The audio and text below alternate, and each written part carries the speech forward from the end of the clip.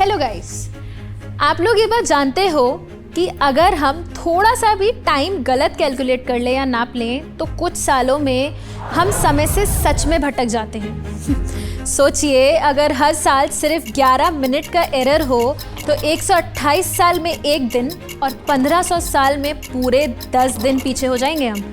और ये इमेजिनेशन नहीं है, ऐसा सच में हुआ है। और इसी एक छोटी सी मिसकैलकुलेशन की मिस्टेक की वजह से पूरी दुनिया ने कैलेंडर चेंज कर दिया। तो जिस नए साल को 1 जनवरी की तारीख को आप जितना जोश से आप मनाते हो, कभी सोचा है कि क्या वो हमेशा से 1 जनवरी ही था? सच तो ये है कि 1 जनवरी को न्यू ईयर हम सिर्फ पिछले 273 सालों से ही मना रहे हैं। तो उससे पहले क्या?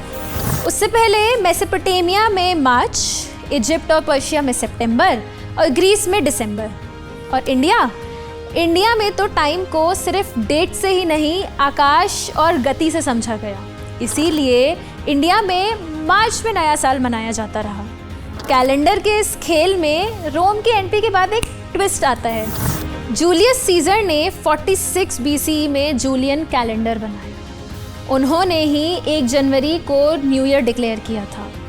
लेकिन उनसे एक छोटी सी गलती हुई। उन्होंने साल को 365.25 डेज़ का मान लिया, जबकि साल एक्चुअल में 365.24 डेज़ का होता है। वो 11 मिनट का एक्स्ट्रा टाइम धीरे धीरे जमा होता गया और टाइम लिटरली स्लिप हो गया। फिर कैलेंडर बनाने में 1582 में एंट्री होती है पोप ग्रेगरी द 13th की।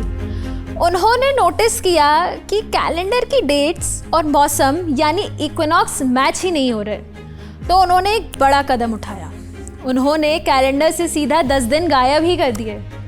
तो लोग 4 अक्टूबर 1582 को सोए तो, लेकिन अगले दिन सीधा 15 अक्टूबर को उठे। धीरे धीरे दुनिया ने भी इसे एक्सेप्ट कर लिया। यूरोप ने ग्रेगोरियन कैलेंडर को 1582 में एक्सेप्ट किया, ब्रिटेन और इंडिया ने 1752 में, रशिया ने 1918 में और चाइना ने 1912 में। और एक इंटरेस्टिंग बात, ग्रेगोरियन कैलेंडर आज भी परफेक्ट नहीं है। हर साल लगभग 26 सेकंड का गैप अभी भी है।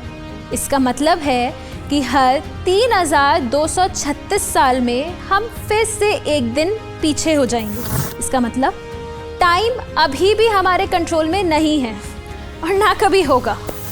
खैर, तो जब कोई बोलता है कि मैं तो भाई नया साल मार्च में सेलिब्रेट करता हूँ, तो इसका मतलब सिर्फ इतना है कि वो नेचर के कैलेंडर को फॉलो कर रहा होता है, क्योंकि मार्च में ही स्प्रिंग आती है, नई फसल उगती है और प्रकृति नया जन्म लेती है।